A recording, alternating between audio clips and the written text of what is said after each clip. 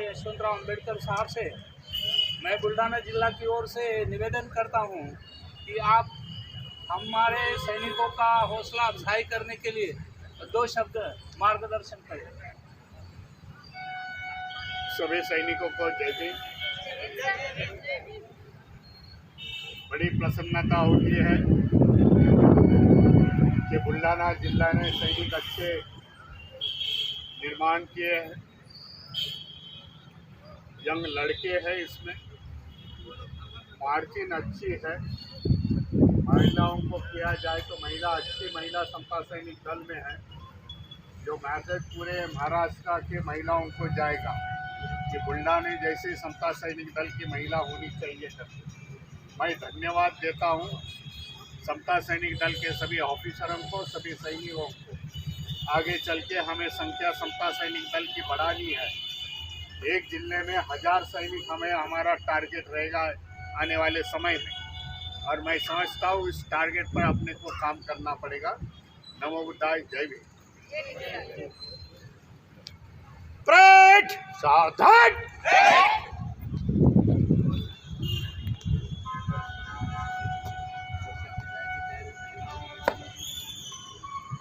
Parade सावधान। Parade सलामी देंगे। चंद्र सलूट। सलामी दो।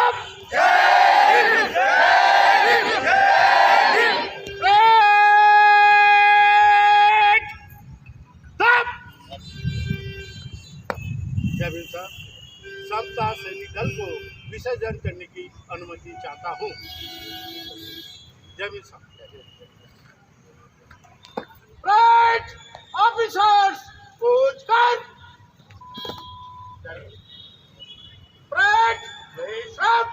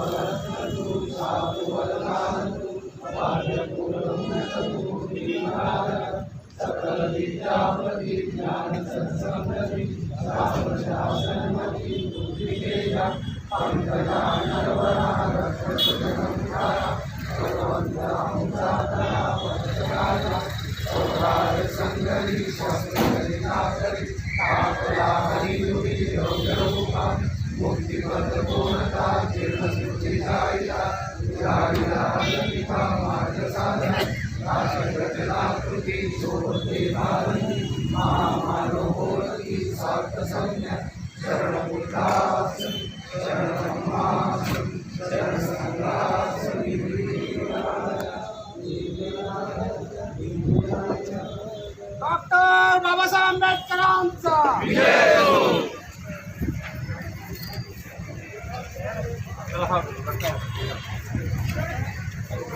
समोर रस्ता द्या, थोडा रस्ता समोर. चला, रस्ता द्या, थोडा समोर. चला.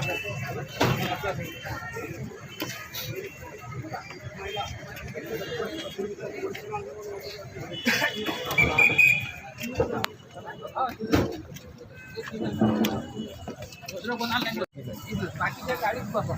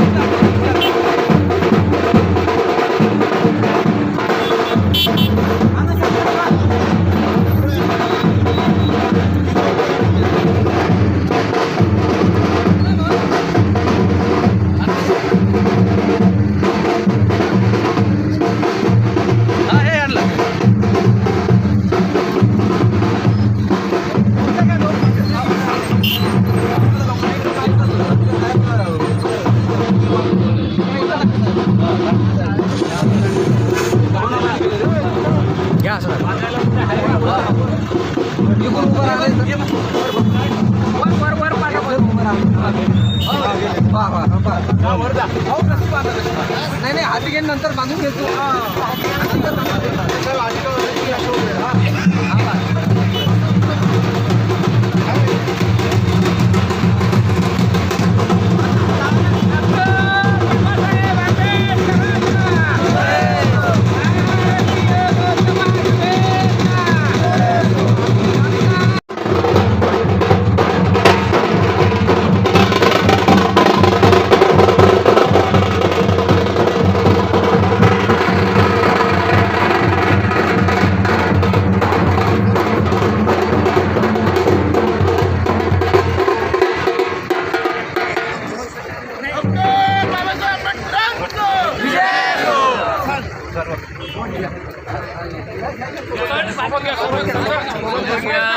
अरे रावले भारतीय बौद्ध महासभेचा अंबेडकर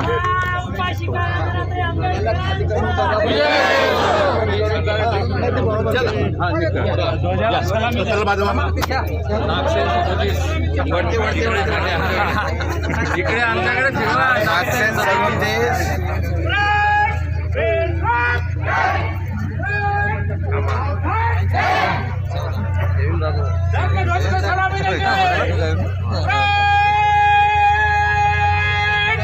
सलामी दो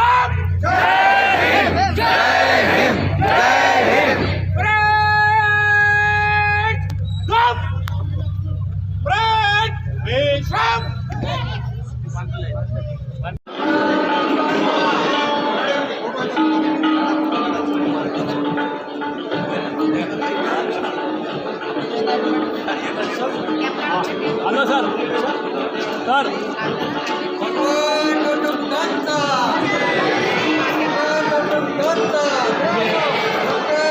या ठिकाणी आदरणीय ट्रस्टी व राष्ट्रीय कार्याध्यक्ष आदरणीय भीमराव यशवंतराव आंबेडकर हे महामानवांच्या प्रतिमांना अभिवादन करत आहेत.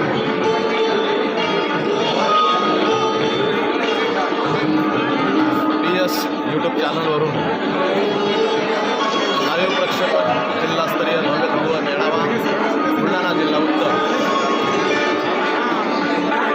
बाबासाहेब आंबेडकरांचा जय हो. भगवान बुद्धांचा जय हो. उपासिका मीराबाई आंबेडकरांचा जय हो.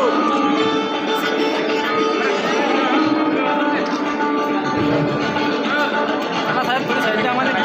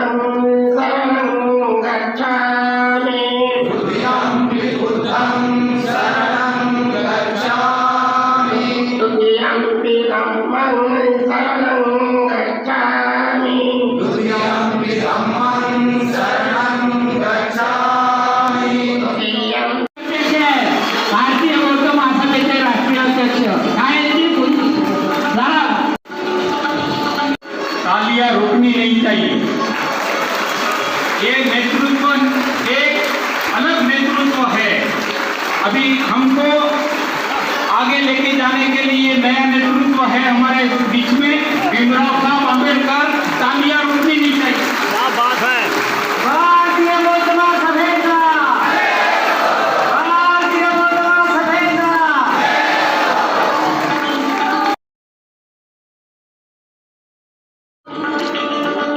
समोर समोर टाळ्या वाजवा, टाळ्या वाजवा.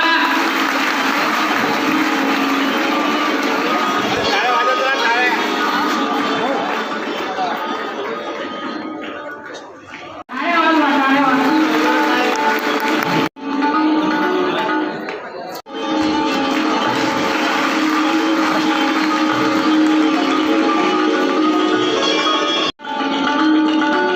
यानंतर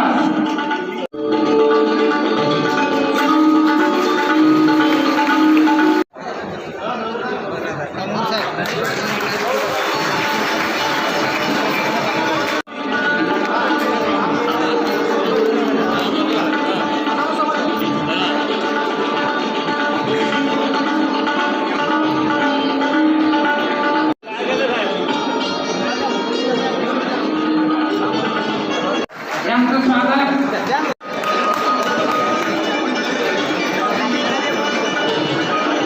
की आपण आदरणीय स्वागत करीत आहे. सर्वांनी टाळ्या वाजवा, टाळ्यांची कंजूसी करू नका.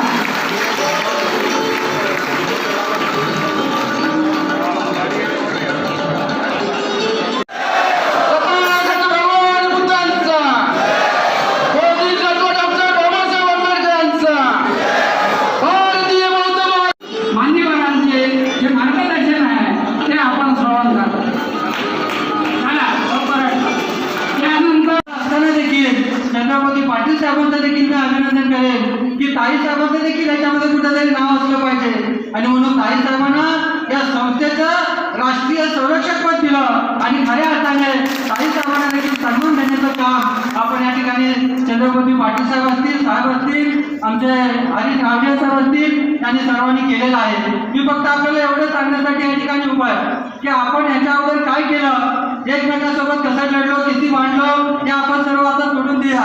आपले नेते आता एकत्र झालेले आहेत आणि आपल्याला राजकारणाचा आदेश असतो की नेत्याने जर आपल्याला सांगितलं की कोणतीही गोष्ट असू दे ती त्या ठिकाणी ती मान्य आपल्याला असते आणि त्यामुळे नेत्याने आपल्याला सांगितलेलं आहे की आपण एकत्र आपण सर्वांनी काम करायचं आहे. प्रत्येक वार्डमध्ये, प्रत्येक तालुक्यामध्ये, प्रत्येक जिल्ह्यामध्ये भारतीय बौद्ध महासभा म्हणून आपण सर्वांनी काम करायचं आहे. हेवे दावे कार्यकर्त्यांनी आपल्या या ठिकाणी सोडून द्यायचं आहे. अशा पद्धतीचं आपला सर्व या ठिकाणी मी तालुक्याला, सर्व जिल्ह्यांना या ठिकाणी सांगेन. महाराष्ट्र राज्याच्या वतीने देखील संपूर्ण महाराष्ट्र राज्याचे जेवढे जिल्हे 35 जिल्हे आहेत, या 35 जिल्ह्याचे आपण 48 जिल्हे केलेले आहेत. ज्या जिल्ह्यामध्ये भीमराव साहेबांच्या आदेशान्वये ज्या जिल्ह्यामध्ये 12 तालुके आहेत किंवा 12 तालुक्यापेक्षा जास्त तालुके आहेत, त्या जिल्ह्याचे आपण 2 जिल्हे केलेले आहेत. असे 48 जिल्हे आपण या ठिकाणी केलेले आहेत. या 48 जिल्ह्यांना देखील आपलं महाराष्ट्राचं पत्र गेलेलं आहे की आपण सर्वांनी आता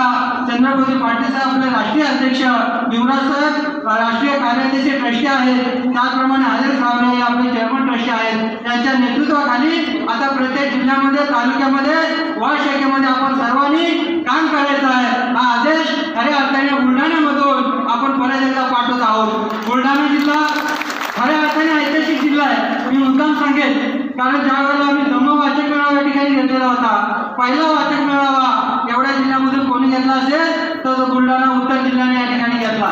पहिला वाचक मेळावा आणि या हॉलमध्ये झाला होता. हा तुडुंबाचा हॉल भरलेला होता आणि म्हणून आज देखील एकत्रीकरण या ठिकाणी झालेलं आहे आणि त्याची साक्ष म्हणून आपण सर्वजण या ठिकाणी आज उपस्थित आहात. हा देखील मान बुलढाणा जिल्ह्याने या ठिकाणी घेतलेला आहे. मी आपल्या सर्वांना या ठिकाणी धन्यवाद देतो आणि महाराष्ट्र राज्याच्या वतीने आपल्याला एवढं सांगेन, जसं आता आनंद वानखेडे साहेबांनी सांगितलं की संस्थेच्या वतीने आपल्याला बरीच टार्गेट आहेत. आपण ती टार्गेट या अगोदरच सुरुवात केलेली आहे. संस्थेचं आपलं काम आधीच चालू झालेलं आहे कारण ताई साहेबांचा जो संकल्प आहे तो पुढे आता आपल्याला चंद्रकांत पाटील साहेब आणि ट्रस्टी सोबत पुढे न्यायचा आहे. ती गाव तिथे आपल्या संस्थेचा बौद्धाचार्य असला पाहिजे, घर तिथं समता संघाचा सैनिक असलं पाहिजे आणि गाव तिथे भारतीय बौद्ध महासभेची शाखा असली पाहिजे. अशा पद्धतीचं आपल्याला इथून पुढे काम करायचं आहे. आणि या वर्षावर चालू झालेला आहे. 13 तारखेपासून आपल्या सर्वांना माहिती आहे आषाढ पौर्णिमा ते अश्विन पौर्णिमा या कालावधीमध्ये आपल्याला एक काम करत प्रवचन तर घ्यायचीच आहे. परंतु त्यासोबत महाराष्ट्र राज्याच्या वतीने आपल्या सगळ्या जिल्ह्यांना पत्र केलेलं आहे. या 3 महिन्याच्या कालावधीमध्ये आपल्याला सभासद मोहीम राबवायची आहे. भारतीय बौद्ध महासभेत सभासद वर्गाने आपली पावती 10 रुपयाची आहे. तर प्रत्येक जिल्ह्याला आपण 10,000चं टार्गेट दिलेलं आहे. जो जिल्हा 10,000चं सभासद करेल ते टार्गेट पूर्ण करेल त्यांना या ठिकाणी आपण युवराज साहेब चंद्रमोदी पाटील आणि हरीश रावले साहेबांच्या हस्ते त्यांचा सन्मान आपण करणार आहोत. हे देखील या ठिकाणी आपण सगळ्यांनी लक्षात घ्यायचं आहे.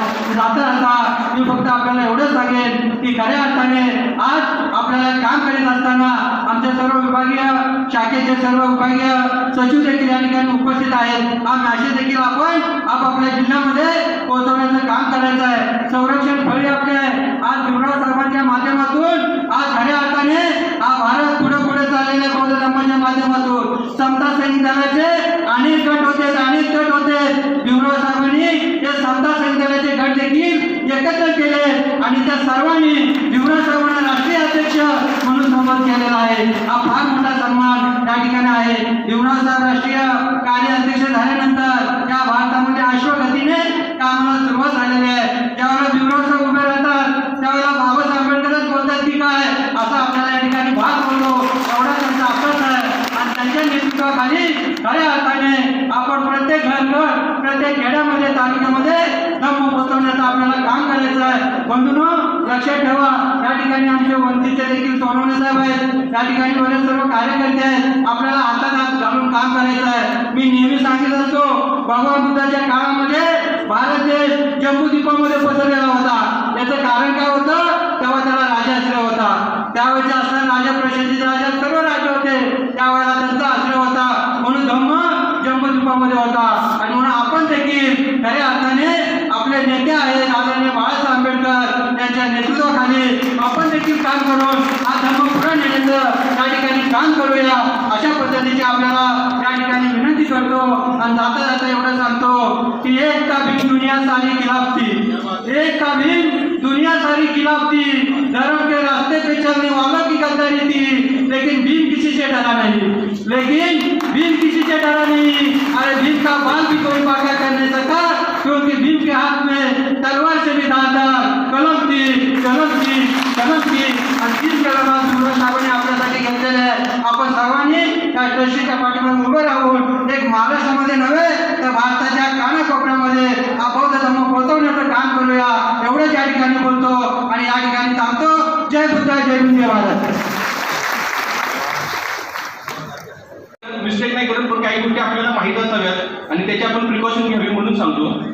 सातारा जिल्ह्यामध्ये जावली तालुका आहे तिथं असंच मीटिंग चालली होती आणि तिथले जे तालुका अध्यक्ष आहेत त्यांनी म्हणले की सर भारतीय बौद्ध महासभेचं नाव मराठीत दी बुद्धिस्ट सोसायटी ऑफ इंडिया लिहिलं तर काय फरक पडेल का. बऱ्यापैकी सगळ्या तालुक्याचे प्रतिनिधी होते. मग त्यांनी हा मुद्दा मांडला. बाकीचे मग म्हणले की हो दी बुद्धिस्ट सोसायटी ऑफ इंडिया मराठीतनं लिहिलं तरी चालेल. मी म्हणलं तुम्ही असा विचार का करताय कारण आल्याने मला सगळ्या बॅनरवर असं दिसलं की मराठीतनं दी बुद्धिस्ट सोसायटी ऑफ इंडिया लिहिलेलं आहे. म्हणजे एक गोष्ट आपण समजून घेतली पाहिजे थोडीशी. यात चूक नाही माझे सहकारी आहेत त्यामुळे मी कुणाची चूक काढत नाही. फक्त आपण प्रिकॉशन घेतली पाहिजे की 1954 साली भारतीय बौद्ध महासभेची स्थापना झाली. त्या 1954 साली जे शिक्षण म्हणजे शिक्षित लोक म्हणतात लिटरसी म्हणतात त्याचं प्रमाण खूप कमी होतं.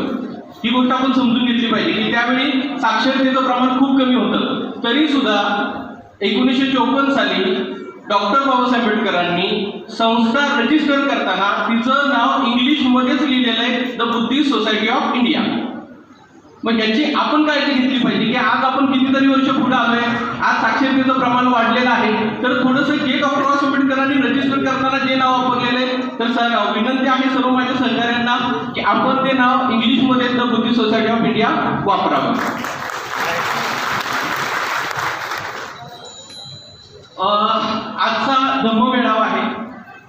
बरेचसे जण तुमच्याबरोबर बरेचसे विचार मांडणार आहेत. पण प्रत्येक गोष्टीचं ज्यावेळी तुम्ही बरोबर विचार करता तर त्याचं गांभीर्य आणि त्याची एकरूपता तुमच्यापर्यंत पोहोचत नाही.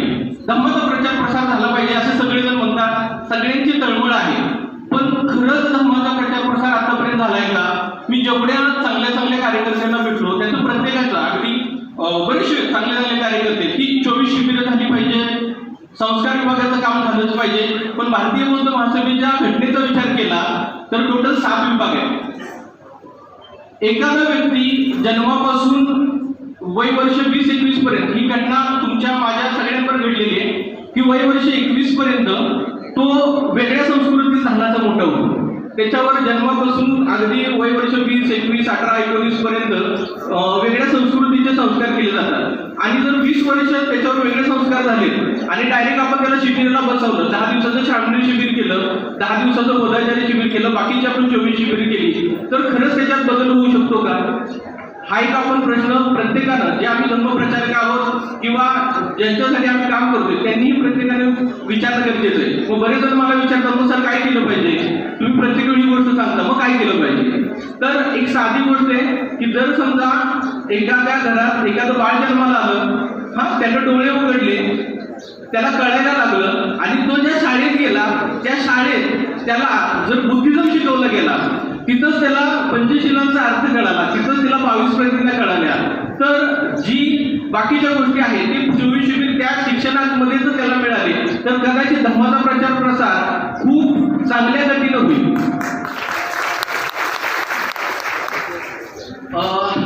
ऍक्च्युली आजच्या मेळाव्याचं खूप छान महत्व आहे, कारण बऱ्याच वेळा महाराष्ट्रभर काम करताना व्हॉट्सअपवर जास्त डिस्कशन होतं. म्हणजे खूप असे आहेत, म्हणजे तुमचे आनंद वानखेडे असतील तर मी आता त्यांनाच म्हटलं की साहेब व्हॉट्सअपवर आपली खूप खडादिंगी झाली होती, पण आज आपण असं धम्म मेळाव्यावर बसतोय तर खूप चांगली गोष्ट. आमचे हिवाळे होते असेल असे बरेचसे पदाधिकारी आज इथं आपल्याला भेटलेले आहेत. त्यांनी एक मुद्दा सांगितला होता की महिला जिल्हाध्यक्ष असाव्यात. तर हा मुद्दा खरंच वाचण्याजोगा आहे की जर महिलांना प्रतिनिधी धम्माचा प्रचार आणि प्रसार करण्याच्या निमित्ताने भारतीय बौद्ध महासभेशी जोडलेला.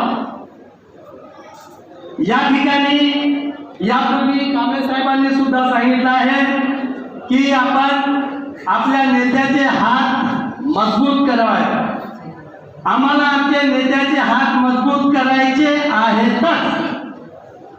मी मात्र या ठिकाणी आपल्याला हे निश्चून सांगू इच्छेन, आपल्या या धम्मामध्ये धम्मात तप्त होणाऱ्या व्यक्तींना, कार्यकर्त्यांना, मार्गदर्शकांना धम्मात तप्त होऊ द्या, त्यानंतर त्यांना राजकारणात पाठवा. राजकारणात पाठवलेल्या राजकारणात असलेल्या माणसांना जोपर्यंत तो धम्मात तप्त होत नाही तोपर्यंत धम्मामध्ये येऊ देऊ नका, एवढी मी या ठिकाणी आणि या ठिकाणी मी आपलं मनोगत या ठिकाणी थांबवतो. सर्वांना यांनी समर्थ नेतृत्वाखाली धम्मप्रचाराचं प्रसाराचं काम केलं. त्या संस्थेच्या राष्ट्रीय संरक्षक बाबासाहेबांच्या सुनबाई बाळासाहेब आंबेडकरांच्या आई आदरणीय महाउपासिका मीराताई आंबेडकर, त्यांना आणि त्यांच्या धम्मकार्याला देखील मी त्रिवार वंदन करतो. या धम्मपीठावर विराजमान असलेले भिक्षू संघाचे सदस्य यांना देखील मी त्रिवार पंचांग प्रणाम करतो. आजच्या या धम्म मेळाव्याचे सन्माननीय अध्यक्ष आणि या बुलढाणा जिल्हा उत्तरचे अध्यक्ष आदरणीय S.S. वले सर, या कार्यक्रमाचं मुख्य आकर्षण दी बुद्धिस्ट सोसायटी ऑफ इंडियाचे राष्ट्रीय कार्याध्यक्ष आणि ट्रस्टी आदरणीय भीमराव यशवंतराव आंबेडकर साहेब, समता सैनिक दलाचे देखील राष्ट्रीय अध्यक्ष म्हणून आपणास सविनय जयभीम करतो. या संस्थेचे ट्रस्टी आणि राष्ट्रीय अध्यक्ष आदरणीय चंद्रबोधी पाटील साहेब, या संस्थेचे ट्रस्टी चेअरमन डॉक्टर हरीश रावलियाजी आणि या मंचावर महाराष्ट्र राज्य आणि विविध जिल्हा पदाधिकारी, तालुका शाखेचे सर्व पदाधिकारी, बौद्धाचार्य माजी श्रामदेव केंद्रीय शिक्षक शिक्षिका आपणा सर्वांना सविनय जय भीम करतो. आदरणीय चंद्रकांत पाटील साहेब मगाशी म्हणाले हे पावसाचे दिवस आहेत, परंतु हा हॉल तुडुंब भरलेला आहे. काही लोकांना खरोखरच बसायला जागा नाही. पाटील साहेब, पावसाचे दिवस आहेत. या बुलढाणा जिल्ह्यामध्ये या बौद्ध धर्माचं एवढं मोठं पीक आहे की महाराष्ट्रामध्ये हा बुलढाणा जिल्हा आदर्श म्हणून तुम्ही त्याला उद्या सन्मान देऊ.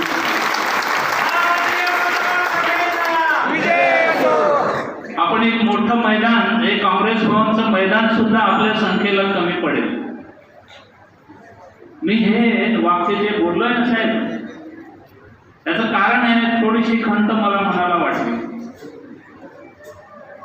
आदरणीय प्राध्यापक वानखेडे सर, आनंद वानखेडे सर मगाशी प्रस्तावनेमध्ये बोलले की मी बुलढाणा जिल्ह्यातल्या या सर्व पदाधिकाऱ्यांना सांगतो, तालुक्यामध्ये गावामध्ये शाखा आणि बॅनर लागला पाहिजे.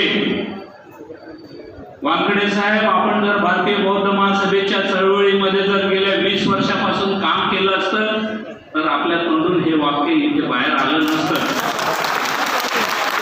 इथला बसलेला हा प्रत्येक कार्यकर्ता या चळवळीशी जुळलेला आहे. त्याची नाळ या चळवळीशी जुळलेली आहे. या जिल्ह्याचे माजी अध्यक्ष आणि ज्यांनी इथे घाम गाळलेले आहे असे आदरणीय भीमराव तायडे साहेब इथे मंचावर बसले. आणि या कार्यकर्त्यांच्या मनाचा मोठेपणा बघा हो. या माणसाने या जिल्ह्यामध्ये भरपूर काम केलंय. प्रत्येक तालुक्यामध्ये मीराताई आंबेडकरांना फिरवलेलं आहे. या सर्व सामान्य श्रोत्यांमध्ये येऊन बसले असा यांचा मनाचा मोठेपणा मी पाहिलं. मी आदरणीय भीमराव आंबेडकर साहेबांना सांगितलं की तायडे साहेब येऊन बसले. अरे साहेबांना बोलवा. आले ते मंचावर येऊन स्थानापन्न झाले. अरे या चळवळीसाठी ज्यांनी खरोखरच घाम गाळलाय, माजी अध्यक्ष डॉक्टर अनिल वानखेडे इथं बसलेले आहेत. MP इंगळे आज इथे दिसत नाहीत मला. वाघ सर दिसत नाही मला. MP इंगळे साहेब आलेले आहेत का इथे? आले साहेब. जयवीर साहेब, वय झालं ना, हरकत नाही, पण हे रक्ताचं नातं या चळवळीशी जुळलेलं आहे हे आपल्या उपस्थितीने आणि ह्या सर्व पदाधिकाऱ्यांना मी प्रत्यक्ष डोळ्यानं पाहिलेलं, मी त्याचा साक्षी आहे. या चळवळीला मोठं करण्यासाठी आर्थिक पाठबळ, भोजनदान पाहिजे. अशोकराव सोनवणे इथे बसलेले आहेत. शेजारी बुलढाणा जिल्हा आहे. आता बुलढाणा जिल्ह्याचे 2 पार्ट झालेले आहेत, भाग झालेले आहेत. आमचे PP वाकोडे सर इथे बसलेले आहेत.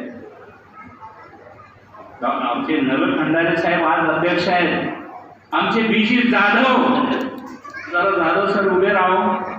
खलखल हालतायत हो. 75 वर्ष वय झाले पण अंगावरचा सैनिकाचा ड्रेस त्यांनी उतरवलेला नाही. जिथे आंबेडकर परिवार असेल तिथे जाधव सरांची हजेरी लागलीच पाहिजे. आमचे प्रधान सर, उत्तम प्रधान सर कुठून आले? इंदोरवरून आले, पण मूळचा जन्म इथला या बुलढाण्यामधला. ही मातृभूमी आहे, इथे आमचा जन्म झालाय. गणेशभाऊ चौकसे आमचे राजाभाऊ वंचितचे जरी असले तरी यांचं योगदान या चळवळीला मोठं करण्यासाठी लावलेलं आहे. ते सर्व साक्षी आहेत हो. या जिल्ह्यामध्ये प्रत्येक तालुक्यात बौद्धाचे आहे. या जिल्ह्यामध्ये तालुक्यामध्ये गावागावामध्ये शाखा आहे.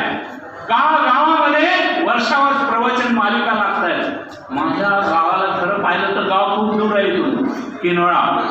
किनोळ्याचे माझे संगोपाल आयरे इथे येऊन बसलेले आहेत माझ्या गावचे. माझ्या गावात एकही बौद्धाचार्य नव्हता. 20 वर्षापूर्वीची गोष्ट. आज माझ्या गावामध्ये छोट्याशा गावात 10 बौद्धाचार्य आहेत. वानखेडे साहेब, जरा जिल्ह्यामध्ये जाओ, बघा. खरोखर अनेक ठिकाणी बुद्धविहार झालेले आहेत. वाईट या गोष्टीचं वाटतंय. हिंगोले साहेब, तुम्हालाही वाईट वाटलं असेल. आमचे वाकोडे साहेब आहेत. संदीप वाकोडे. या बुलढाण्याच्या चळवळीला आणखी कोणी साक्षी पुरावा असेल तर सुप्रसिद्ध गायक, कवी आणि मोठे समाजाचं प्रबोधनकार ज्यांचं नुकतंच निधन झालंय, कवी गायक बोधडे साहेब, प्रतापसिंग बोधडे. बोधडेंना आज दादा म्हणतात आणि दादांनी आपल्या गीतांच्या माध्यमातून, आपल्या लेखणीच्या माध्यमातून या चळवळीला खूप मोठं बळ दिलेलं आहे. एवढ्या मोठ्या दादांचं आज निधन झाले. दादांचे चिरंजीव आज या मेळाव्याला उपस्थित आहेत. जरा उभे राहा, या इकडे, वर इकडे. प्रतापसिंग दादा बोधडे यांचे चिरंजीव कुणाल हे सुद्धा गायक आहेत आणि कलाकार म्हणून भीमराव आंबेडकर साहेब इथे जिल्ह्यामध्ये येत आहेत. ते घरी बसून राहू शकत नाही. या इकडे एक जरा पुष्प हा गुच्छ द्या त्यांना. दादांच्या निधनाने आम्हाला देखील दुःख झाले आणि म्हणून तुमच्या दुःखामध्ये आम्ही देखील सर्वच परिवार सामील आहोत. भीमराव आंबेडकर साहेबांच्या हस्ते हे पुष्पगुच्छ स्वीकार. धन्यवाद. जय भीम. ते घेऊन जा. या ठिकाणी जी उपस्थिती आहे ना साहेब, पाटील साहेब, लोकांना फार उत्सुकता आहे या गोष्टीची. रिपब्लिकन पार्टीचे कितीतरी तुकडे पडलेले आहेत या देशामध्ये. जो उठला तो रिपब्लिकन पार्टीला दोष देतो, नेत्याला शिव्या देतो. राजकारणामध्ये हे सगळं होत असतं. परंतु आदरणीय भीमराव आंबेडकरांना ज्या वेळेला या संस्थेचं राष्ट्रीय कार्याध्यक्ष आम्ही केंद्रीय कार्यकारिणीने ठराव केला, त्या चैत्य स्तूपात त्या भीमराव आंबेडकरांमध्ये ते बाबासाहेब आंबेडकरांचं रक्त हे धावतंय, दिसतंय. मी पोटतिडके पोटी बोलतोय. मला तुमच्या टाळ्या नको आहेत. तुमच्या भावना, तुमच्या आणि माझ्या भावना ह्या वेगळ्याच आहेत. 2 वर्षापूर्वी अहमदाबाद या ठिकाणी डॉक्टर पी.जी. ज्योतिकर साहेब या संस्थेचे ट्रस्टी चेअरमन होते. त्यांचा एक नातू 3rd इयर इंजिनिअरिंगला असताना काही विषयात नापास झाला आणि त्याने फाशी घेतली आणि त्याचं निधन झालं.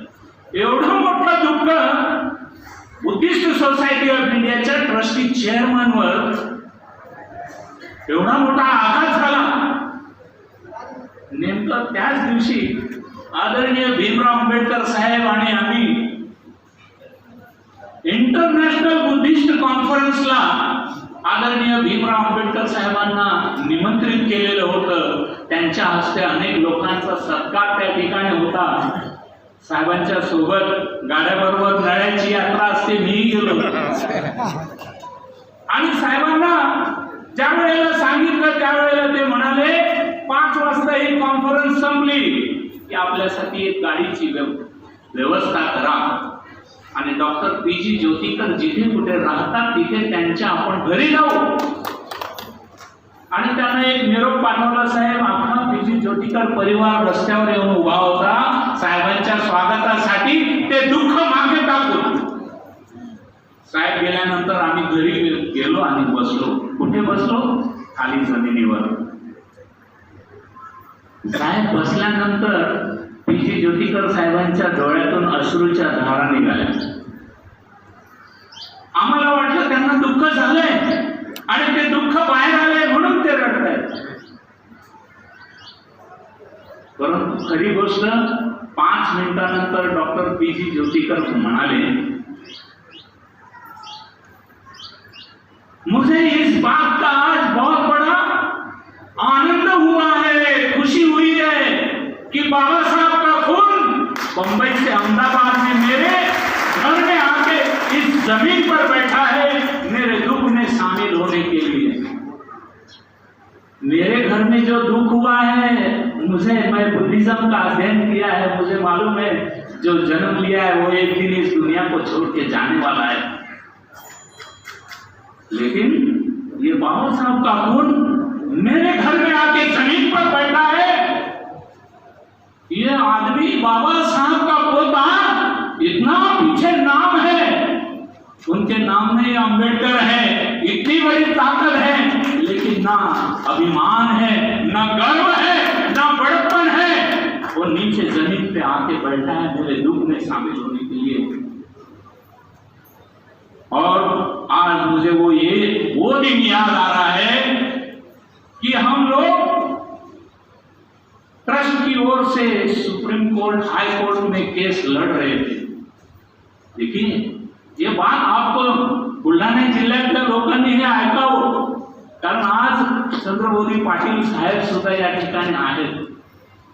ही माणसं किती मनाची मोठी आहेत ना, त्याला कोणी सर्टिफाय नाही करू शकत, पण याची जाणीव मात्र आपल्याला होऊ शकते। पीजी ज्योतिकर साहेब म्हणाले की ही केस कॉम्प्रोमाइज करण्यासाठी राजगृहाच्या पायऱ्या चढून आम्ही पहिल्या मजल्यावर गेलो, दाराची वेळ वाजवली। आदरणीय ताईसाहेब दारामध्ये आल्या आणि आम्हाला बघितलं आणि म्हणाल्या की मला तुमच्याशी बोलायचं नाही। आम्ही केस कॉम्प्रोमाइज करायला गेलो होतो। मीराताई आंबेडकरांना आम्हाला पाहिल्यानंतर राग आला। मीराताई आंबेडकरांचा राग तो पाहून आम्हाला आज या गोष्टीवर विश्वास बसत नाही की भीमराव आंबेडकर आमच्या घरी आले आणि आम्हाला बोलले। हे सुद्धा मी तुम्हाला ह्यासाठी सांगतो की गेल्या आठवड्यामध्ये एक कार्यकर्ता मला फोनवर बोलला, क्या गवई साहब, हम ये जो सुन रहे हैं वो चंद्रबोधी पाटिल साहब लोगों को बोल रहे हैं कि भीमराव अंबेडकर साहब खुद होके चलकर हमारे सामने आए, बोले हम लोग एक दूसरे के साथ हाथ मिलाएंगे और ये बाबा साहब का धम्म का कारवा सारे देश भर में लेके जाएंगे, लेकिन साथ मिलकर जाएंगे। बघा, मीराताई आंबेडकरांच्या रागामुळे तो तेवढा पिरियड गेला, पण भीमराव आंबेडकर साहेब काय म्हणाले, तुम्ही वास्तविकता समाजासमोर मांडली, पण भीमराव आंबेडकरांकडे ही सहनशीलता, तो संयम, त्यांच्याकडे असलेलं नेतृत्व, परंतु या समाजाला त्या एकीकरणाची गरज आहे, म्हणून मी 2 पावलं मागे जायला तयार आहे। चंद्रबोधी पाटील, तुम्ही राष्ट्रीय अध्यक्ष व्हा, मी राष्ट्रीय कार्याध्यक्ष म्हणून तुमच्या बरोबर हातात हात घालून या देशभर धर्माचा कारवा पुढे नेण्याला तयार आहे। मी म्हणतो, भीमराव आंबेडकर आमच्यासाठी जेवढे मोठे तेवढेच मोठे चंद्रबोधी पाटील सुद्धा मोठे। याचं कारण सांगतो तुम्हाला, अनेक लोकांची नजर होती या भारतीय बौद्ध महासभा अर्थात the Buddhist society of India, ही संस्था चंद्रबोधी पाटील साहेबांना आपल्या बरोबर बसवूया, त्यांना काहीतरी आमिष दाखवूया, त्यांना सांगूया तुम्हीच राष्ट्रीय अध्यक्ष व्हा, पण आम्हाला त्या ट्रस्टीमध्ये घ्या, म्हणजे कालांतराने आम्ही ही संस्था आमच्या हातात घेऊ, ताब्यात घेऊ। अरे, बाबासाहेब आंबेडकरांचं निधन झाल्यानंतर तो इतिहास जर आठवला तर BC कांबळेंनी देखील भारतीय बौद्ध महासंघ काढला होता, R.D. भंडारेंनी भारतीय बौद्ध महासंघ काढला आणि त्यांनी काय बुद्ध शासन सभा काढली। अनेक संघटना, ज्याप्रमाणे त्यांनी राजकीय पक्षाच्या तुकड्या तुकड्यामध्ये वाटली, तशीच भारतीय बौद्ध महासभा या राजकीय लोकांनी तुकड्यामध्ये समाजामध्ये वाटलं असतं, परंतु या 2 बसलेल्या मोठ्या विचारवंतांनी या समाजाची एकत्रित आणण्यासाठी सर्व अभिमान, गर्व, मोठेपणा बाजूला टाकला आणि सर्व समाजासाठी एकत्रित आले। म्हणून मी या तुमच्या सर्वांच्या वतीनं, बुलढाणा जिल्ह्याच्या या तमाम बौद्धांच्या वतीनं त्यांचं हार्दिक हार्दिक स्वागत करतो। मला त्याच दिवशी या गोष्टीचा आनंद आणि मोठी खुशी झाली होती की माझ्या जिल्ह्यामध्ये ज्या गावात माझा जन्म झालाय त्या खामगावमध्ये चंद्रबोधी पाटील साहेबांनी धम्म परिषद किंवा धम्म मेळावा आयोजित करण्यात सांगितलंय की जिथे आमच्या सर्व बांधवांचं रक्त आटलेलं आहे। अरे, बुलढाणा जिल्ह्याने काय कमी सहयोग दिलाय का? बुलढाणा जिल्ह्याच्या व्यतिरिक्त जळगाव जिल्ह्याने आम्हाला चांगलं सहकार्य केव्हा सुरवाडे गुरुजी आमचे सरचिटणीस गुरुजी इथे सुमंगल आयरे बसलेले आहेत. या सर्व मंडळींचं योगदान आहे आणि म्हणून हे संघटन गावागावामध्ये पोहोचलेलं आहे. आणि याच्यासाठी तुम्ही सर्वांनी जे काही काबाड कष्ट केलेले आहेत ते वाया जाणार नाहीत. आनंदराव वानखेडे साहेबांनाच म्हणेल की साहेब आपण देखील बौद्धाचार्य श्रामणेर शिबिर करा, केंद्रीय शिक्षक व्हा आणि खऱ्या अर्थानं धम्म शिका. धम्मामुळे समाजाची प्रगती होऊ शकते. अख्खा भारत आज बौद्ध धर्माच्या कडे वाटचाल करतोय. आपण देखील त्याला हातभार लावूया. मी इथेच थांबतोय. आपला जास्त वेळ घेतलाय. नमो बुद्धाय. जय भीम. जय भीम साहेब. लोगों ने चलो चलो करके उसको गुजारा देना है. चलो बुद्ध की ओर, चलो बुद्ध की ओर, चलो बुद्ध की ओर. जैसे फलक पे चांद सितारों में एक है, जैसे फलक पे चांद सितारों में एक है, हमारे महामानव तथा बुद्ध करोड़ों में एक है. तमन्ना लाख हो चाहे, तमन्ना लाख हो चाहे, ना कभी दीदार होता है. समाये भीम आंखों में तो वीरान भी गुलजार होता है. कोई और होंगे गिला करने वाले, कोई और होंगे गिला करने हैं वाले, है हम हाल में वफा करने वाले. बाबा तुम ही आयो हमारी खुशियां बन के, बाबा तुम ही हो हमारे दिल की दर्द दूर करने वाले.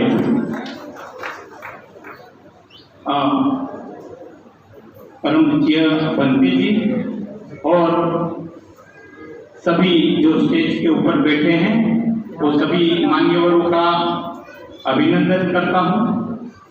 हमारे आदरणीय भीमराव साहेब आंबेडकर, उनका भी मैं वंदन करता हूँ. जैसे अभी गवई साहब ने बहुत सारी बातें आपको बताई, लेकिन गवई साहब ये भूल गए कि मैं 15 साल से इस संस्था को जोड़ने की कोशिश कर रहा था. 15 साल से मैं ज्योतिकर साहब के साथ में ज्योतिकर साहब के साथ में तो 30 साल से था, लेकिन ज्योतिकर साहब को समझा के जो अभी उन्होंने बताया राजगृह लेके जाने के लिए, वो मैं ज्योतिकर साहब को राजगृह में लेके गया था. और वहां राजगृह जाने के बाद में क्या हुआ वो जगदीश साहब ने बता दिया.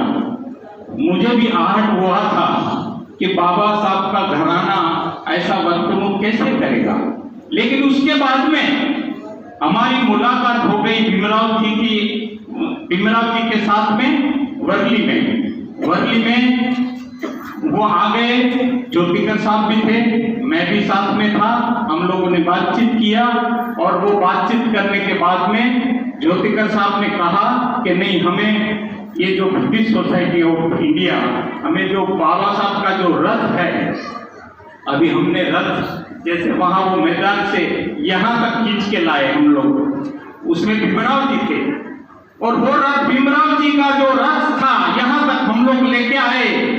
बाबा साहब का ये जो रथ है वो हमको आगे लेके जाने के लिए अभी तुम लोगों की जिम्मेदारी है, अभी आप सभी लोगों की जिम्मेदारी है कि ये बाबा साहब का जो रथ है उसको हम आगे लेके जाए.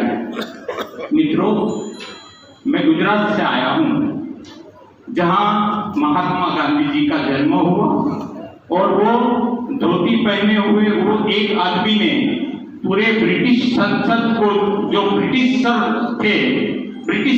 के लोगों को घुटने टेकने पे मजबूर कर दिया. ऐसे महात्मा गांधी को भी घुटने टेकने पे मजबूर करने वाले हमारे भीमराव डॉक्टर आंबेडकर थे. मित्रों, लोग जो इस देश में बहुत सारे लोग जो बन गए वो बड़े बड़े आह्वान करते गए. आह्वान कैसे करके गए? किसी ने बोला तुम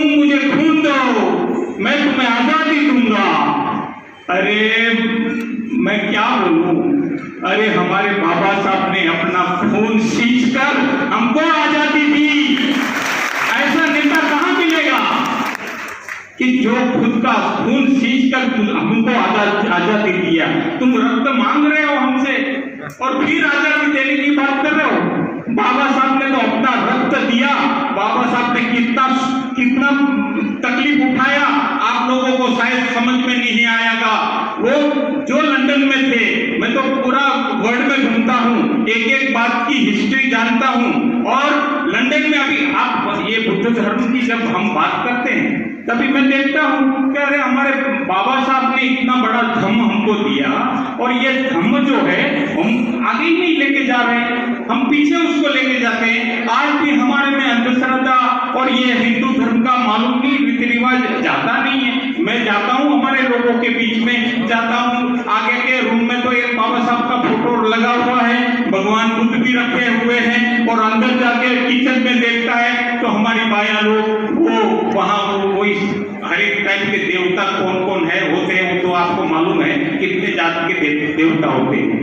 और अभी देखिए सोमनाथ मंदिर हम गए थे, साहब को मैं लेके गया था सोमनाथ मंदिर, और सोमनाथ मंदिर के नीचे 3 मंजिली विहार है, बुद्ध विहार है। हमने वो देखा, वहाँ की जो बुद्धिस्ट विरासत जो है वो वहाँ म्यूजियम के अंदर भी रखी हुई है। और वो बुद्धिस्ट विरासत, हमारा देश कितना आगे था, बौद्ध धर्म कितना आगे था, वो हम लोग जब ये हमारी विरासत जानते हैं तभी मालूम पड़ता है कि अशोक के समय में सही माने में ये देश जो है सोने की चिड़िया था। और आज ये देश को ये सोने की चिड़िया तो कोई लोग जो लोग बेचने में लगे हुए हैं, पूरा देश बेचने में लगे हुए हैं। आज एक ही संविधान जो है इस देश को बचा सकता है, लेकिन संविधान बचाने के लिए तुम्हारे हाथ कहाँ है? संविधान बचाने के लिए तुम लोग कहाँ हो? आज भी संविधान के ऊपर एक के बाद एक हमला हो रहा है, लेकिन आप उसके लिए कुछ भी नहीं कर रहे हो। आप घर में बैठे हुए हो।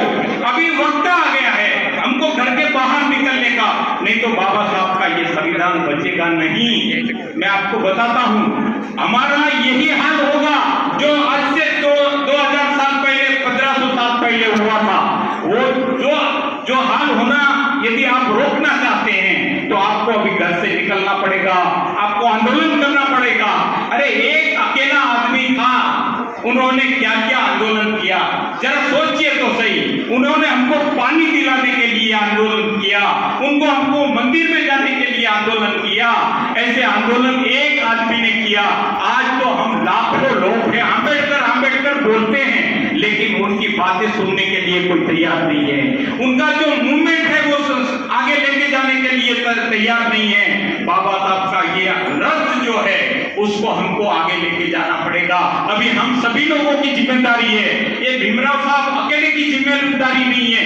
आज हमको बाबा साहब के बाद में ऐसा नेतृत्व मिला है।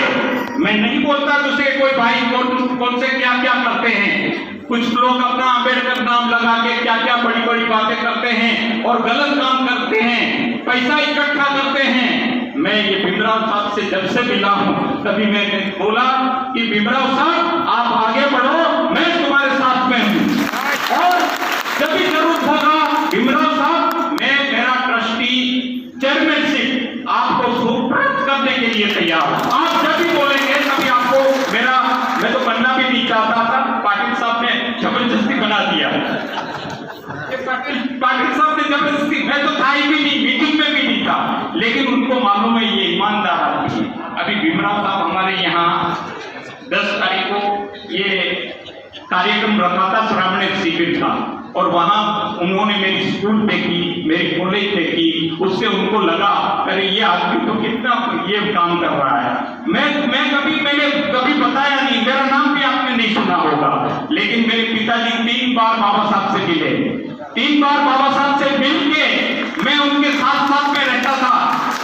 मेरे पिताजी राजगढ़ में बाबा साहब के पास में, क्योंकि परमार गुरु जी जब मेरे अंकल होते थे, उनकी वजह से मेरे पिताजी को भी उनको मिलने का मौका मिला, नहीं तो बाबा साहब को मिलने का मौका नहीं मिलता था। मेरे पिताजी बैठ के बाबा साहब के पास में पाँव दबाने लगे तो वो जो बातें मैं सुनता हूँ तो मेरी आंखों में भी पानी आ गया। अरे ये अनपढ़ आदमी, मेरा पिताजी पढ़ा लिखा नहीं थे, आज इतना बड़ा कॉलेज बनाया, आपने देखा इतना बड़ा कॉलेज बनाया, इतना बाबा साहब का मूर्ति वो समय में उन्होंने बाबा साहब का मूर्ति लगाया, 1.5 लाख में लगाया था, आज उसकी 50 लाख कीमत है। और जो संस्था वगैरह बनाई है वो शायद आपको पूरा गुजरात में तो देखने को नहीं मिलेगी। हमने 20 प्रांगण वहां बनाया था, उसको आशीर्वाद देने के समापन के लिए भीमराव साहब हमारे यहाँ बीच में आए थे और उनको बहुत अच्छा लगा, नहीं आप सही काम करते हैं। वो बोले चाय क्यों नहीं पीता? मैं बोला सर ये संस्था में जब रहता हूँ तभी ये संस्था का पानी भी नहीं पीता।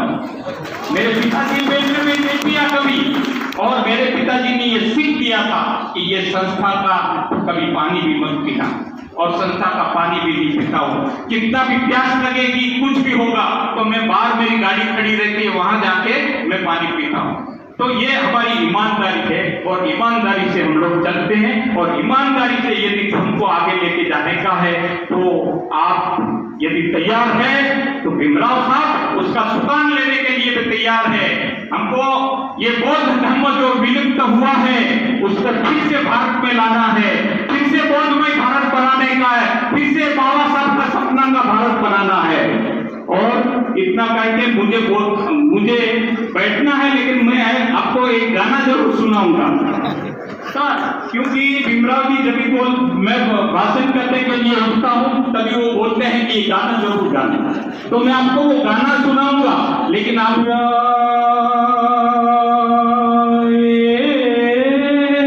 जब मन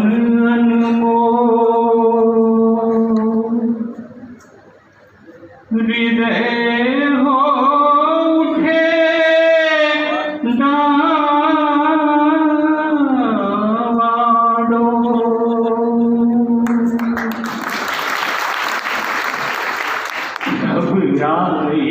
जब मन अनमोल और हृदय हो डावाडोल, तब मानव। आप सभी को बोलना है, जोर से बोलना है, बुद्धं शरणं गच्छामि, धम्मं शरणं गच्छामि, संघं शरणं गच्छामि। तब मानव तू मुख से बोल, बुद्धं शरणं गच्छामि, धम्मं शरणं गच्छामि, संघं शरणं गच्छामि। दूर किया जिसने जन्मन से मानव मन का अंधियारा, उसकी एक किरण को छूकर चमक उठा ये जग सारा। दूर किया जिसने जन्मन से मानव मन का अंधियारा, जिसकी एक किरण को छूकर चमक उठा ये जग सारा। दीप सत्य का सदा जले, दया अहिंसा सदा पले, सुख शांति की छाया में जनगण मन में प्यार पले।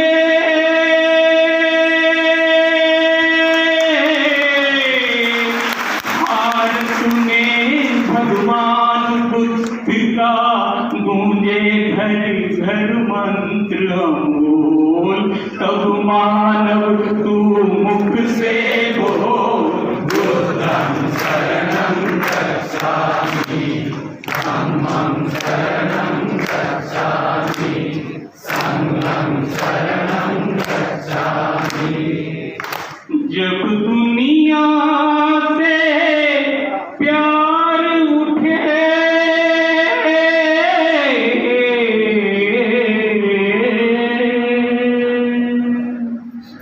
जब दुनिया से प्यार उठे, नफरत की दीवार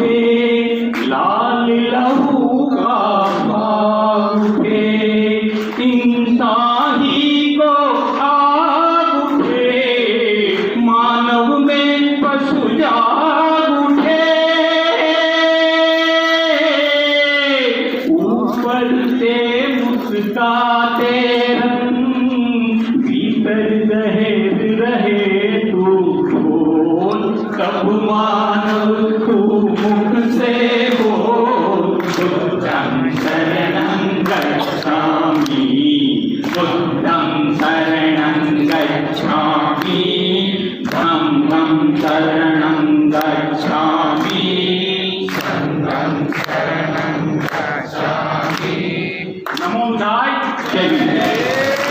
बाबासाहेब आंबेडकर यांच्या कार्याला आणि प्रतिमेला देवार अभिवादन करून या भव्य धम्म मेळाव्यासाठी या सभागृहामध्ये उपस्थित आहेत पूज्य भंतेजी, त्यांना वंदन करतो। मेळाव्यासाठी मार्गदर्शन आणि प्रबोधन करण्यासाठी ते उपस्थित आहेत भारतीय बौद्ध महासभेचे ट्रस्टी आणि अध्यक्ष चंद्रमोदीजी पाटील, हरीशजी रावली आज ट्रस्ट चेअरमन, राष्ट्रीय महासचिव जगदीशजी गवई, भिकाजी कांबळे, मुख्य निमंत्रक या मेळाव्याचे आहेत आनंदा वानखेडे, कार्यक्रमाचे संचालन करतायत पी.के. हिरवाळे, कार्यक्रमाचे अध्यक्ष S.S. बले, जिल्हा बुलढाणा, उपस्थित समता सैनिक दलाचे सर्व अधिकारी सैनिक, खास करून येथे उपस्थित असलेले वंचित बहुजन आघाडीचे अशोक भाऊ सोनवणे, वंचित बहुजन आघाडीचे पोक्षे, गणेश भाऊ चौकशे, सर्व मंचकावरती मान्यवर, बौद्धाचार्य, केंद्रीय शिक्षक, शिक्षिका आणि उपस्थित बंधू आणि भगिनी,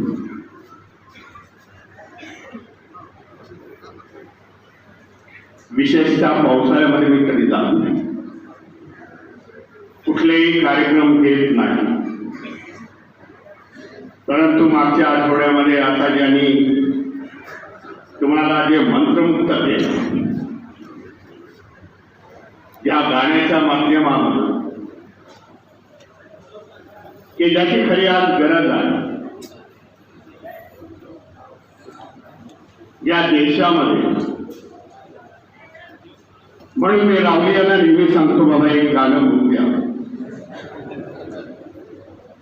की त्या गाण्यामधून भगवान गौतम बुद्धाचा संदेश आहे। जे गाणं 1954 साली आलं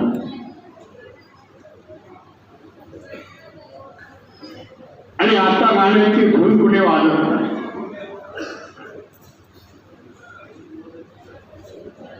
आज देशाची परिस्थिती अशी झालेली आहे की ह्या गाण्याची आज गरज आहे। भगवान बुद्धाचे समतेचे विचार पुन्हा एकदा लोकांच्या समोर, आपल्या समोर, देशाच्या लोकांसमोर जाणं गरजेचं आहे। म्हणून मी त्याला केव्हा केव्हा सांगतो, हे गाणं होऊन जाऊ द्या, आवाज खूप चांगला आहे। म्हणून मागच्या आठवड्यात त्यांच्या विनंतीला मान करून मी गुजरातमध्ये गेलो। गुजरातच्या सोमनाथ मंदिराचे रिपोर्ट्स आले होते, त्याची देखील मला उत्सुकता होती, त्याचा त्यांनी उल्लेख केला। केशोद हे त्यांचं गाव आहे। केशोद या गावामध्ये छोटंसं गाव नाही, म्हणजे तालुका प्लेस आहे। पहिल्यांदा त्या तालुका प्लेसमध्ये सामने शिबिरांचं रावली यांनी आयोजन केलं। जुनागड, राजकोट असा 4 दिवसाचा प्रवास करून आलो। गुजरातमध्ये ठरवलं येणाऱ्या काळामध्ये भारतीय बौद्ध महासभा जोरामध्ये गुजरातमध्ये आम्ही प्रचार आणि प्रसार। सुरतला अधिवेशन घेतलं होतं मे महिन्याच्या 27 तारखेला, आणि सुरतला भारतीय बौद्ध महासभेच्या अधिवेशनामधूनच सांगितलं की याच्या पुढची कार्य तेलंगणा असणार, कारण हैदराबादमध्ये चंद्रमोदी पाटलांनी चांगल्यापैकी अधिवेशन भारतीय बौद्ध महासभेचं केलं।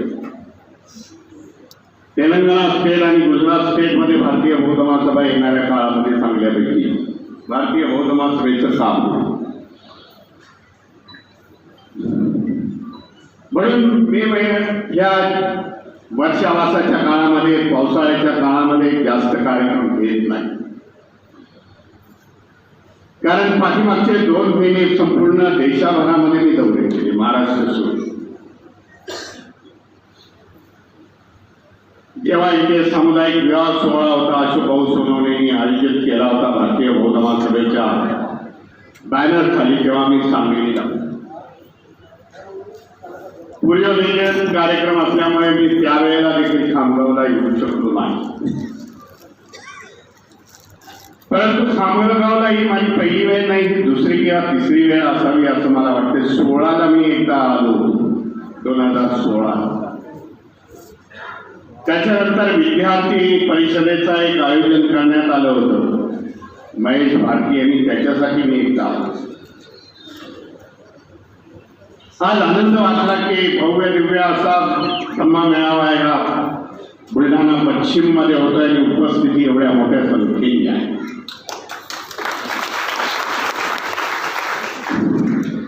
उपस्थिती मोठ्या संख्येने असल्यावरती बोलण्याचा, संवाद साधण्याचा आनंद वाटतो, उत्साह वाटतो.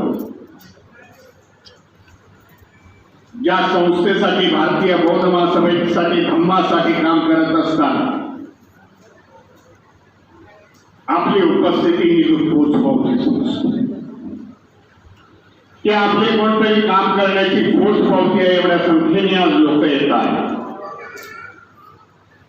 आणि त्याच्यासाठी राबणारे आज हजारोनी कार्यकर्ते आहेत. आपल्या तन मन धन संपूर्ण संस्थेला देऊन बौद्ध धर्माच्या प्रचाराला देत आहे. बाबासाहेबांनी स्थापन केलेल्या भारतीय बौद्ध महासभेला देत आहे. त्याच्यामुळे आज ही धम्म चळवळ देशाच्या कानाकोपऱ्यामध्ये आज पोहोचलेली आहे. माझ्या आधीच्या वक्त्याने सांगितलं कसं झालं, काय झालं, कसे आम्ही एकत्र आलो. एक आहे धम्म चळवळ जेव्हा असताना आपण त्याच्या चळवळीमध्ये जेव्हा झोकून देतो, तेव्हा राग लोभ ह्याच्या पलीकडे जावं लागतं आणि काम करावं लागतं. आणि ते आमचे उद्देश चंद्रभाऊ पाटलांचे आणि माझे जुळले म्हणून आम्ही एकत्र.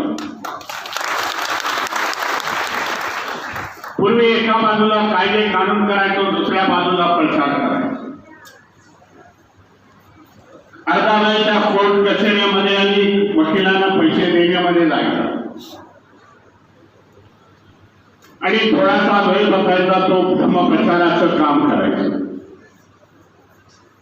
हे कुठेतरी बंद व्हावे म्हणून आम्ही एकत्र आलो आणि आता मला दिसतंय की आम्ही जोमाने हे काम पुढे नेतो.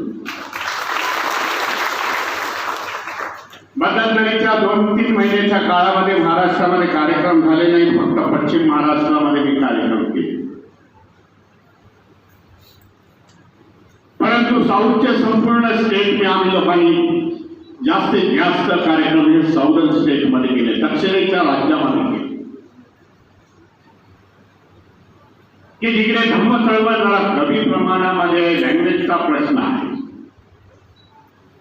संवाद साधण्यासाठी जरा कठीणाई येतात.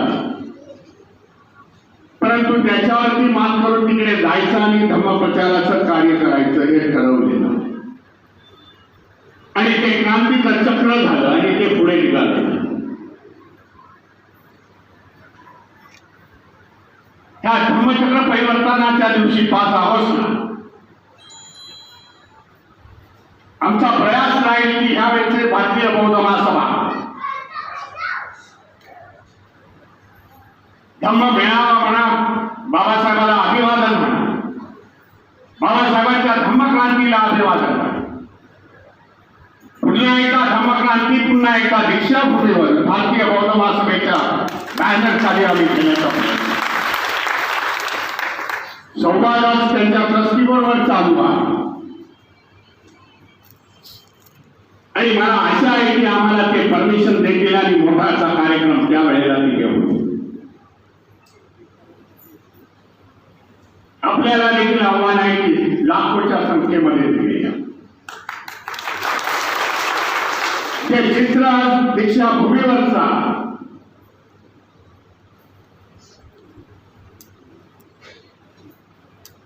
अशोका विजयादशमीचं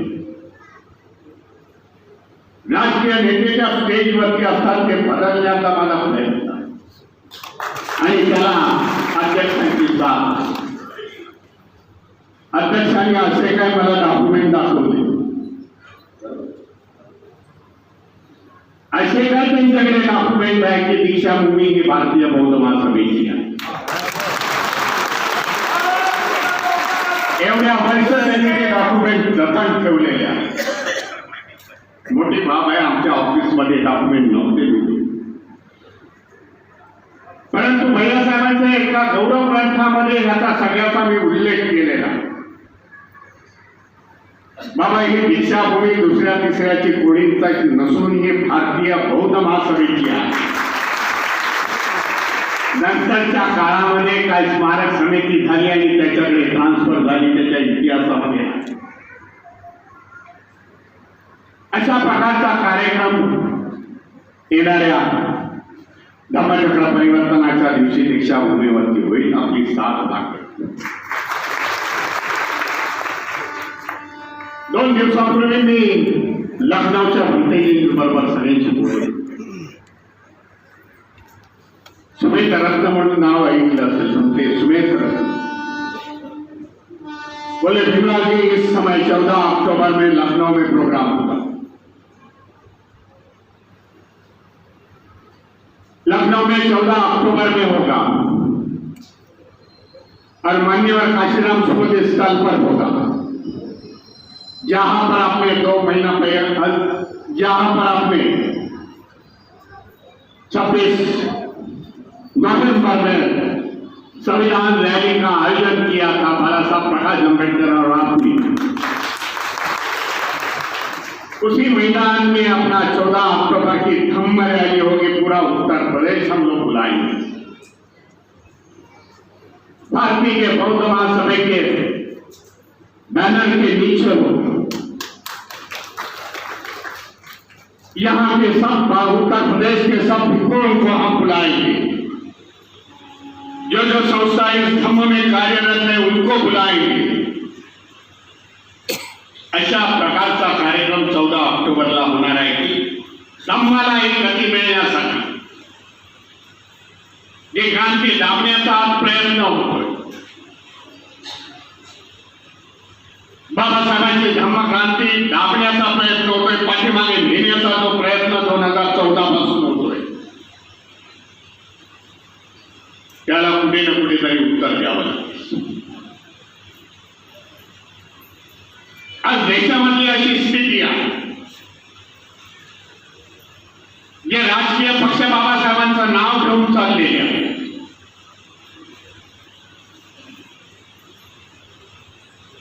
जो मोठा प्रदेश आहे उत्तर प्रदेशमध्ये, तिथे 4 वेळा मुख्यमंत्री राहिलेले आहेत.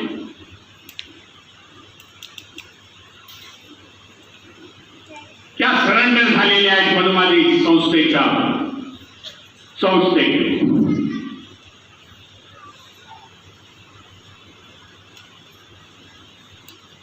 समाजाचा त्यांनी भय दिला का राजकीय चळवळीच्या उत्तर प्रदेशमध्ये दिसत नाही. या बाबासाहेबांनी स्वाभिमान शिकवला, जे बाबासाहेब आपल्याला सांगून गेलेले आहेत या भारताचा इतिहास काय. एक छोट्याशा वाक्यामध्ये बाबासाहेबांनी सांगितलेलं आहे भारताचा इतिहास दुसरा तिसरा काही नाही. एका बाजूला हिंदू धर्म आहे, दुसऱ्या बाजूला बौद्ध धर्म यांचा कॉन्फ्लिक्ट आहे, विचाराचा संघर्ष आहे. हा भारताचा इतिहास आहे आणि हा संघर्ष मी इथे देशामध्ये बघतो. म्हणून काही वक्त्यांनी आता सांगितलं की येथे राजनीती देखील व्हायला पाहिजे.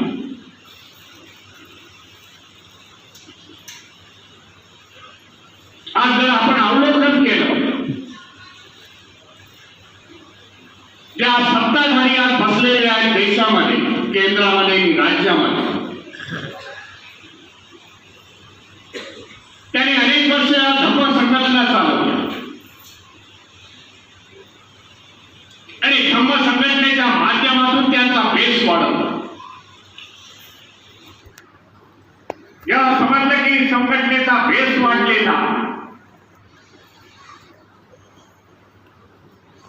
त्यांनी राजकीय प्यानं पुढे केली, राजकीय संघटना पुढे केल्या आणि त्यांनी केंद्र आणि राज्य सरकार आपल्या मुठीमध्ये घेतले. येणाऱ्या काळामध्ये आमचा देखील तोच उद्देश आहे. आम्ही भारतीय बौद्ध महासमाज घरोघरी पोहोचू, ओबीसी समाजापर्यंत पोहोचू. काही जण म्हणतात संघटनेत आपले पॉप्युलेशन कमी आहे, आपण मायनॉरिटी मध्ये आहोत. पण हे विचार करणारे महाराष्ट्रामध्ये देशामध्ये आपण किती आहोत येणाऱ्या सेन्सस मध्ये आपल्याला कळून येईल. आपण किती करोडोनी आहेत त्यांना आपल्या राजकीय पक्षामध्ये धम्मामध्ये आणणं गरजेचं आहे. हे कुठेतरी येणारी विचारधारा आपल्याला स्टॉप करणं गरजेचं आहे येणाऱ्या 24 मध्ये.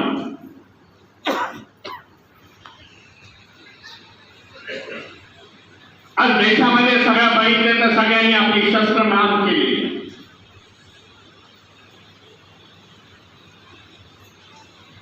कोणी त्याच्या विरुद्ध बोलायला तयार नाही.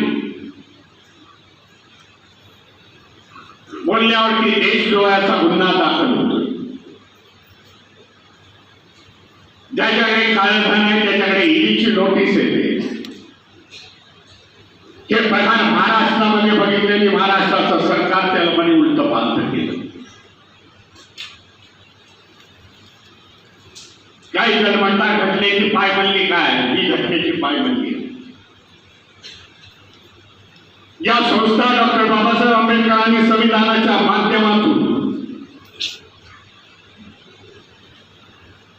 या संस्थेला स्वायत्ता दिली होती. संविधानाच्या माध्यमामधून इलेक्शन कमिशनर असेल, ह्या देशातली न्याय व्यवस्था असेल, ह्या देशातली NIS असेल, नॅशनल इन्व्हेस्टिगेशन एजन्सी, हे ज्याच्यामध्ये CBI ईडी येतं, ह्या देशातला मीडिया असेल, या सगळ्यांवरती आज सरकारचा रोख आहे. सगळ्या सरकारवरती दबाव आहे. या सगळ्यांना हे घटनेची पायमल्ली आहे.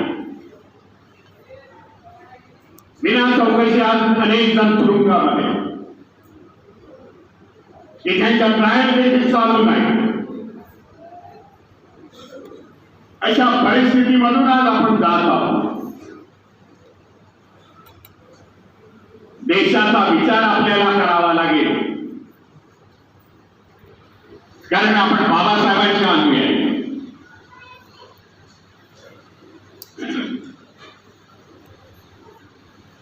आपल्यालाच आवाज उठवावा लागेल. आपल्यालाच ही लढाई लढावी लागेल या देशामध्ये. आणि त्याच्यासाठी 2 विभाग आपल्याला करावे लागेल. लखनऊच्या संविधान रैलीमध्ये 3 विभाग केले. ये संविधान को मानने वाला है, संविधान के विरोध करने वाला, असे 2 भाग करावे लागतील. देशातील लोकांना उभे करावे लागतील संविधानाच्या बरोबर. तर ही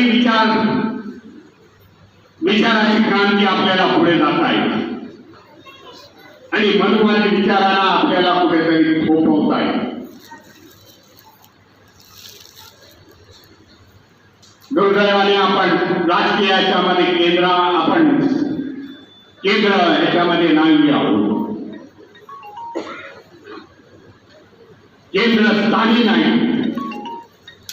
देशभर आपल्या यंत्रणा नाही, पण जिथे जिथे आहे तिथे तिथे संविधानाच्या साथ आपल्याला जावं लागेल. त्या राजकीय पक्षांच्या साथ जावं लागेल. एक संघटना चालवत असताना त्याला अनेक संघटनांची साथ असल्याशिवाय यशस्वी होत नाही. हा देशाचा इतिहास आहे. एका संघटनेवरती तुम्ही राज्य करू शकत नाही. आज आपल्याकडे भारतीय बौद्ध महासभा आहे, समता सैनिक दल आहे, अनेक छोट्या मोठ्या संघटना आहेत, त्यांना एकत्र करावे लागेल, त्यांची एकजूट करावी. असा एक प्रयोग दिल्लीमध्ये होणार. 31 जुलै रोजी दिल्लीच्या जंतर मंतर रोडवरती, आपल्याला माहिती असेल तिथे आंदोलन, दिल्लीमधली आंदोलन त्या जंतर मंतर रोडवर, त्या जंतर मंतर रोडच्या बाजूला एक मोठा सभागृह आहे की ज्याची कॅपॅसिटी 2000 ची.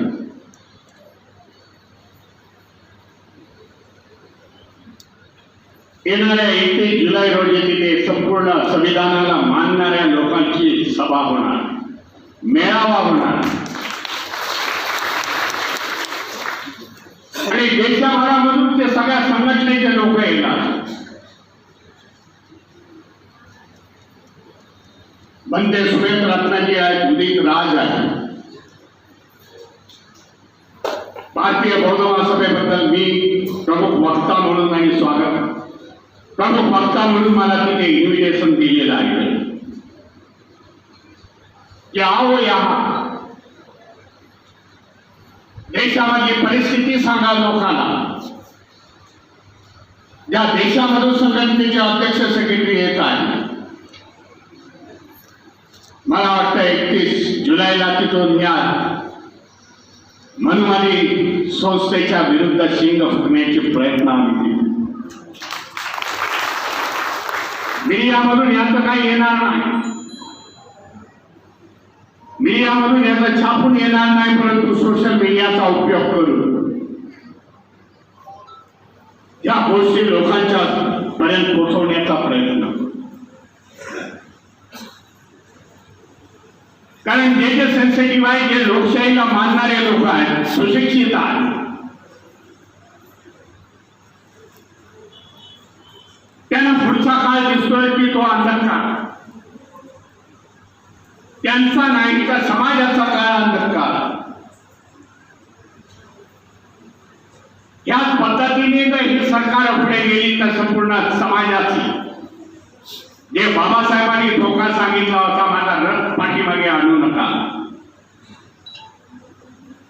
आपण आणणार नाही, लेकिन मनुवादी समाजाचे लोक हे रथ आपला मागे, त्याला थोपवण्यासाठी ही होणारी 31 तारखेची मीटिंग आहे असं मी समजतो.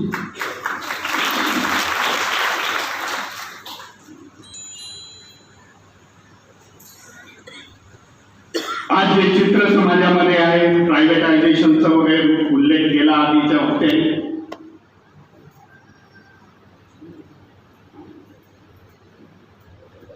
आपल्या विरुद्धाचे जे लोक आहेत ते आपल्यापेक्षा हुशार, हे कधीही लक्षात ठेवा. आपणच हुशार आहोत अशा भानगडीमध्ये राहू नका. या लोकांनी विचार केला, बाबा हा समाज पुढे का चाललाय, बाबासाहेबांना मानणारा समाज पुढे का चाललाय.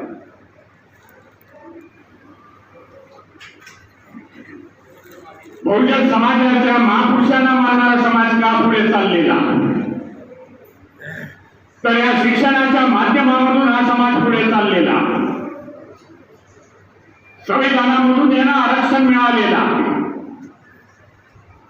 आणि सरकारी नोकऱ्यामध्ये आरक्षण मिळाल्यामुळे हा समाज पुढे चाललेला. तर त्यांचा आज अजेंडा कार्यरत झालेला आहे. ज्या काही रिझर्वेशन आहेत पाहिजे ते त्यांना घेऊन टाकू, पण रिझर्वेशन देत असताना या सरकारी नोकऱ्यांचं प्रायव्हेटायझेशन करू. एकदा सरकारी नोकऱ्या जर प्रायव्हेटायझेशन झाल्या तर रिझर्वेशनचा प्रश्न आहे. मध्यंतरी एका सभेमध्ये मी बोललो होतो सांगलीचा, मला आठवतो कोल्हापूर सांगलीच्या सभेमध्ये जर 20,000चा मॉब मंचकावरती चढण्यापूर्वी मला काही अधिकारी लोक भेटले की आम्ही एवढ्या संख्येने अधिकारी आज भीमरावजी आलेलो.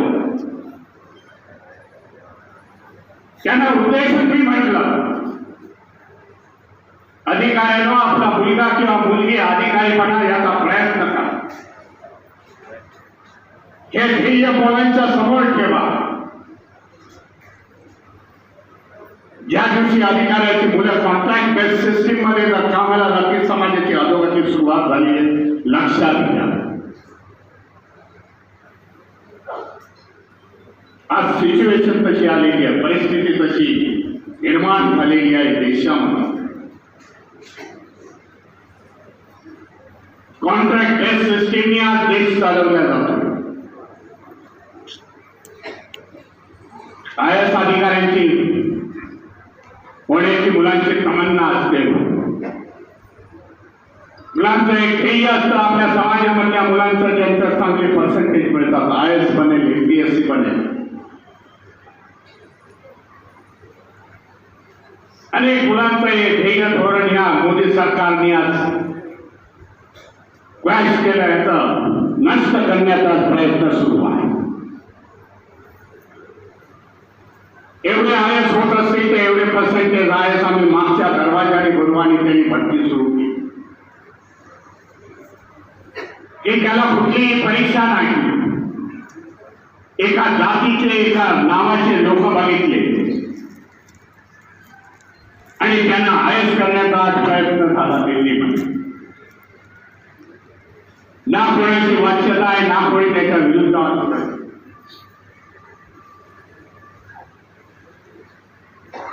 अशा प्रकारे देशाची आज परिस्थिती आहे. त्याच्यासाठी येणाऱ्या काळामध्ये आपल्याला तयार व्हावं लागेल. या संपूर्ण यंत्रणेला विरोध करण्यासाठी आणि त्याच्यासाठी आपली एकजूट असणं गरजेचं. आणि ती एकजूट दाखवण्याचा चांगला मार्ग म्हणजे आता येणारं सेन्सस मी समजतो. उपासक उपासिकाएं, आप सभी को मेरा नमो बुद्धाय, जय हिंद. काफी समय हुआ है और मैं आपका अधिक समय नहीं दूंगा, क्योंकि हमारे जगदीश गवई जी ने, हमारे रावलिया जी ने और अभी भीमराव अंबेडकर जी ने विस्तृत आप उसको जानकारी दी. मैं देख रहा था कि जब हमारे त्रिशरण पंचशील हो रही थी वंदना, तब ये जो हमारे कार्यक्रम के संचालन कर रहे माननीय BK युराड़े जी, जिला सर्किट, क्या वजह है हम करना पड़ रहा 66 साल के. तो ये सुन के है ना, मुझे बड़ा दुख होता है, बहुत दुख होता है. ये कोई ये कहता है ना, तो हम बोलते कि हम बुद्धिज्म को कहाँ लेके जा रहे हैं, कहाँ धम्म का आचरण कर रहे हैं.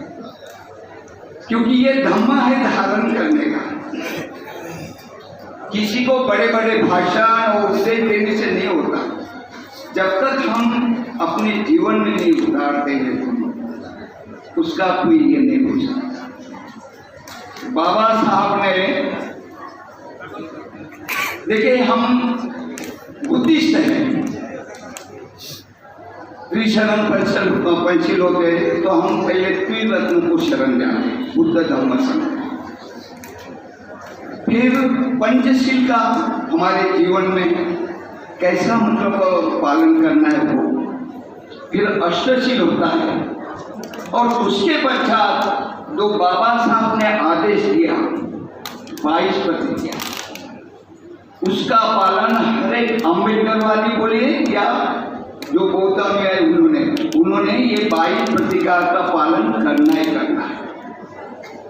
क्योंकि बाबा साहब ने तो कहा था कि मेरा आज, अपने वो 22 प्रतिज्ञा में कहते हैं कि मेरा आज पुनर्जन्म हुआ. तो कोई रूप रंग तो नहीं बदला, लेकिन जो हजारों वर्षों, जो यानी एक तरह से मजबूती से ये हो रहा था, उसको छोड़ने का बाबा साहब ने आदेश दिया. पहले की प्रतिज्ञा देखिए, मैं ये नहीं करूँगा, ये नहीं मानूंगा. फिर भी आज भी देखिए तो आज भी है, तो हम सीख कैसे? जब हमारे ट्रस्टी चेयरमैन डॉक्टर पीजी ज्योतिकर जी थे तो हमने राष्ट्रीय कार्यकारिणी के इसमें 100 रुपये वार्षिक किया और 100 रुपये में हमने 4 भाग किए थे।